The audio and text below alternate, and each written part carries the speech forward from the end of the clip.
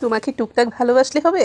ধরো, খুব ভোরে কাজে বের হলাম, তোমার বিছানার পাশে একটি চিরকুটে লিখে রেখে গেলাম, যতক্ষণ ঘুমাতে ইচ্ছে হয় ঘুমাও, উঠে কিছু খেয়ে নিও।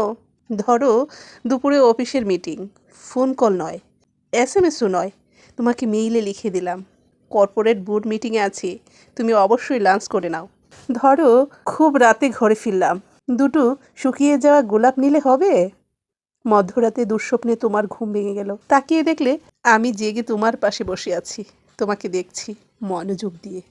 ধরো, ইউরোপ ট্যুর নয়, মাসে একদিন হুট করে ফোন দিয়ে বললাম, রেডি হও, আজ রাস্তায় ট্রাফিক জ্যাম দেখতে যাব।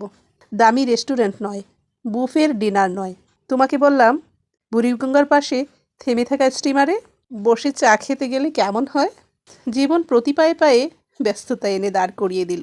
তোমার জীবন তোমার কল্পনার মতন হলো না, তোমার প্রেমিক তোমার জীবনের সিনেমার গল্পের মতন করে দিতে ব্যর্থ হলো।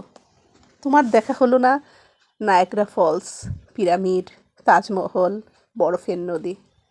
তোমাকে যদি আমি এমন টুকটাক ভালোবাসি, তাহলে কি হবে?